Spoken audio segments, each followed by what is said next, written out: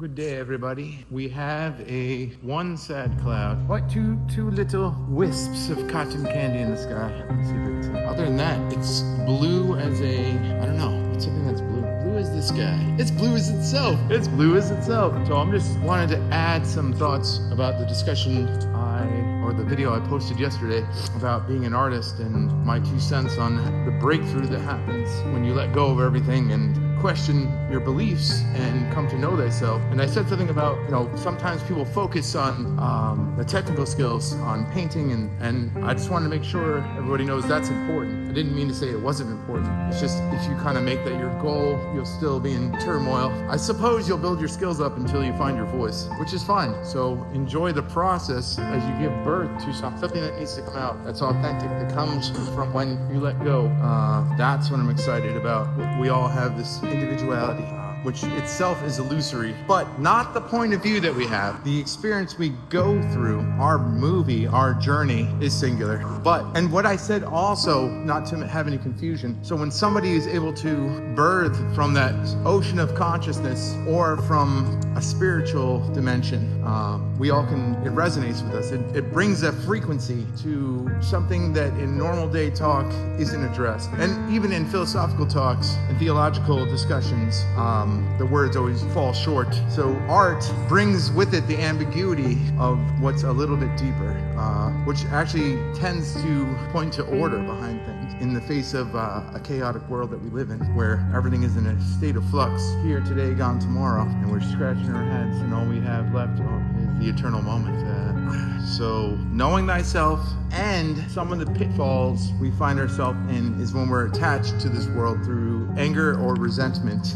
If you feel you've been wronged, if you feel you're a victim, and you identify with that will keep you in a system of thoughts. So let go of all the thoughts, doubt them, let them pass. They're all lies, even the ones that are technically correct, because they're attached to an identity. So, I know something, or they pop up. Oh, maybe you make a work that you're proud of. That could lead to vanity and thoughts and delusion and thinking you're better. And those are gonna pop up no matter what. But the less you feed them, the more they pass. So for me, it's been working. Miles is in a fight right now with a cute little puppy. Miles, sit. So that's what I wanted to add. Definitely, you'll see the steps before you. Sort of have a vision. I wouldn't say it's a thought. And also you may find that if you go through the process of forgiving and spending time in stillness every day, and you can separate, chaff out the I don't know if that's the right word, separate the non-you from the real you, the one who's observing, the one that remains. You don't know what your purpose is. So I don't see myself to have a desire to be an artist, but it feels natural. But I let that idea go, and now it's just less pressure, less stuff getting filled in between me and the making of the work. I don't hang on to them. So if you're stuck, this could be good advice. A couple times a day, whenever you feel overwhelmed, and catch those thoughts. Sit down, observe them. The worries and the fears are not you. Don't have to toil. It doesn't mean you don't have to work. There's a certain automatic, almost like breathing, once you see what's in front of you and what you have to do, and one thing leads to the next, and you don't know what's to come. So that's part of the joy right there in the moment. I'll just use an example. So I remember when I graduated high school, feeling this pressure that I have to figure out what the heck I'm doing with my life. And every plan I'd make, it just led to a setup where I'd judge myself and then end up doing being less productive. So it's, as David Lynch would call it, unproductive thinking, strange and unproductive thinking.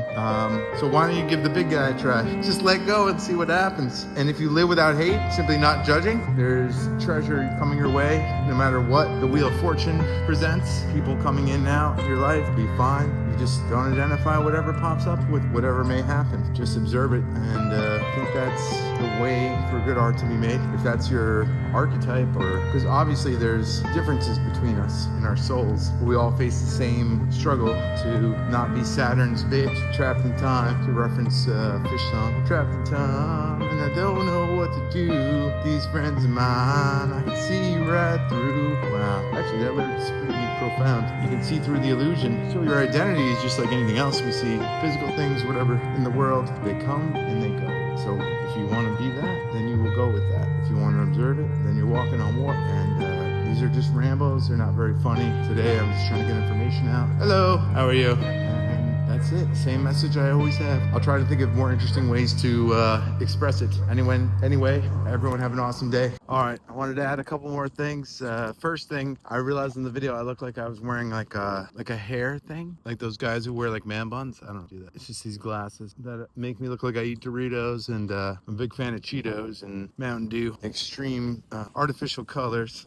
Oh yeah, I wanted to say I didn't follow through on a couple ideas. I sometimes start a thought and then I just go off into something else. But the example I used about going to school and that experience I had, and I think a lot of youth have this too, this restlessness. Like there's this collective seeming pressure from society to figure things out, make a plan, which if you follow the steps of letting that go and seeing what comes your way, in retrospect, everything will look like you almost had a plan, but you didn't. Because as you follow the steps one after the next, you're in the moment with God, and then you don't know what He's got in store for you. And it's a cleaner way to live. You don't play God and judge yourself. And I swear, you'll just see what the right thing to do is, and virtues will be developed, because if you have real love and you don't judge, it's going to lead to that. But we are too scared to let it go. I certainly was, and I just had this fear, if I don't do something, then all the bad things will happen. In fact, simplify everything, all the failure, and you have this fear that you'll be a nothing, and you don't know how to handle the fact that we're here today and gone tomorrow and in this body, and the big existential questions. And then you think, oh, maybe I'll study philosophy to figure it out. Okay, then you're just talking about all these things, shuffling around ideas, maybe even identifying with the feeling of angst as if it were necessary to do that. Maybe even moving further from the truth, because now you think, oh, I'm a little bit smarter. I use some lingo about how, me, the subject and the object are connected, and we feel the experience of others projecting on us. And Jean-Paul Sartre writes a play, Hell is Other People. Well, in a way, he's not wrong. I mean, a lot of people are living in hell, unfortunately, and it's not judging. And I have it too. By hell, I just mean that uneasiness, the feeling that you're choosing to believe something and you don't know for sure, could lead to angst. But mainly the symptom that shows is anger. I had that for a long time with my old man, because I'm in a family business and I didn't want to go into it. But I guess I was just like him, because he didn't like to be told what to do either. Funny how he said many things, but what I took on was more his personality of being annoying and annoying, like just fussy about everything. Fussy, not like to be controlled, and he got that from his dad, who was very controlling and on top of him. And my old man was the middle child, so for whatever reason they seem to get it the worst. There's something between the first and the last child, the baby and the first. And the first one usually complains that they didn't have a childhood because they have to help take care of the other ones. But what makes it all sting so much is when you're a kid, you don't know how to handle the anger and the chaos. But at the same time, this is the world they were in their mindset. A spirit lived in them, and obviously if they could see it, if they could really see it, then they could overcome it. But while you're in it, you're blind, because you take on an avatar and you don't see that you're behind it this whole time, and you listen to it. Oh, it's like that movie Revolver. Oh yes, everyone needs to watch that film. I don't want to ruin it for you, but it's all about that inner monologue. Who is it? Oh, and like my friend Jackobat likes to say, are the voices in your head the real you? So that's pretty much the heart of the pulse of the spiritual battle we face. So in the Bible somewhere it says, when you pray, you put all thoughts into captivity. And that simply means when you observe them, they can't touch you. They go before you. The real you. What remains, that's for you to find out. Keep questioning it. Everyone has the same struggle in different forms. And overcoming is a great experience. And there's nothing to feel bad about. No matter what you've done, where you came from, what's been done to you, the thing that wasn't destroyed is the real you. Tap into that. And and that's what real love is, when you don't judge. Don't worry about, I need to prove my love or show this. Those things will have kindness, generosity, but it will just feel right. Oh, maybe this is like Pinocchio. Always let your conscience be your guide. The conscience being maybe the Holy Spirit. Maybe use a different word for what I'm talking about. Don't get caught up in dogma. This is all what being born again of spirit is about. You don't have to go through all the hoopla. And by the way, no matter who's around you, you won't have hate for them, no matter what they're doing. And that's something we lack in this country. It's frustrated. Oh, we're frustrated. We're angry. We're outraged. It's all acting. But don't be mad at people for doing it. Understand that you've been an actor yourself. I have. Especially when you feel the pressure. I'm going to say, like, when I went to college, I probably had an idea from, like, a movie in my head, from, like, a film. Like, oh, this is what you do. You go have fun, and, like, all the cliches and all the cultural dreams they put in our head, expectations. And even your parents are being like, oh, vicariously living through, like, what your experience will be. That is acting. the pressure to be like, I'm a failure. You say that, or you say, I'm so disappointed, or like, I don't know. Just think about all the examples in your life where I feel like I'm in trouble. I mean, you do.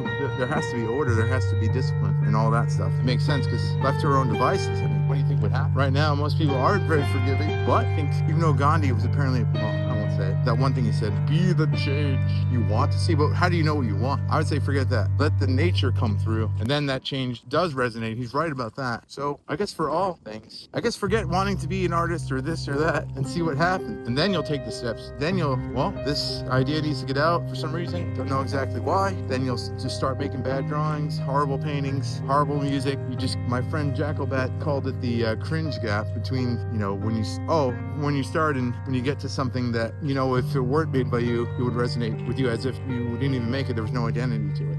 And then also my old friend I grew up with, he's a military guy, but he always says these awesome slogans like, you don't have to be great to start, but you have to start to be great. I love that one. Anyway, tap into it, the moment. The news will come on, whatever it is, fine. My country is falling apart. It might be kind of true, but what is the sense of living in fear now? And you're going to lead to the natural path that you want. I mean, yeah, have a garden, appreciate our natural relationship, the world. I think there's lots of logic and sense about food we eat and how it knows how to heal us and frequencies. So all this, some of it's just new age gobbledygook, but I think if you just are able to observe, you let go of all those thoughts and preconceived notions, you might observe different dynamics of our relationship in the world, to things, to even crystals, copper. There's something very fascinating about all that stuff. And I believe it's true. And I feel it too with food. So it's like something you get messages sent to you, but your gut, when you spend time settling your mind and be in that stillness with God, there's some sort of pull. You'll just know it. You'll just know it when it comes. And I couldn't tell you what it's like, but you'll be like, oh, this food is better. You'll try fasting. Don't talk about it. Just do it. See about your desire when you're not eating. Well, what's pulling you? Like, wait a minute. What is that based on? Is it fuel for my body, or is it some sort of desire machine inside me, sort of acting like a homunculus, pulling the levers, and you're acting without knowing you're acting on things you don't know where they came from, because you try to trace back the origin of cultural things, and well, it can only get you so far. I think the simpler explanation is spiritual reality. Two guiding forces, one trying to keep you out of perfect peace in the kingdom within, and the other one who just will allow you to see and wants you to be there with him, but he'll let you identify with the world and make that your God. So I was going to add only a few thoughts, but apparently I don't do anything I'm going to say I'm going to do. So I'm going to end it here. And I hope my explaining this might get some people to question their beliefs and know thyself and test it out. And anybody who does it, let me know what you think or what your experience is. And I highly recommend just checking out Jesse Lee Peterson's channel. I'm coming from the school of that thought, but I don't know if it's a school. I just think I haven't been able to. I have tried to bring other people to question the process of living in the moment, and also what we can know for sure. I'm trying to catch thoughts about me feeling like I'm living this way. I'm gonna let those go. It's just this constant process, but I haven't found anything yet. If I ever find a good challenge, it'll be a great video topic, and I'm welcome anybody to try to make the most compelling reason where I'm believing something I don't know is true, or come to know through living it. But the odd thing is, in order for them to do that, they would have to, in sincerity, try it out. But how could you try it out if you can be a skeptic and just see what happens and observe. I don't see how you can doubt that. And I'm not just talking about like the question of like, is this a dream, or is this a reality, or is it a simulation? I'm talking about what's left when all of that is observed as illusory almost, or you just don't know what it is ultimately. Descartes said it was, you experience yourself as thinking, you exist. It's not a logical art, you know you are. But then that's in the realm of making ideas and concepts. So what have you let that? I don't know. You all have to try it out. But I think you'll find there is some sort of guiding, benevolent, higher good that wants to have good work through you. You'll just know it, can't tell you how, and my words will always fall short. And that's it. That's all I had to say on this subject for now. You all have a good day.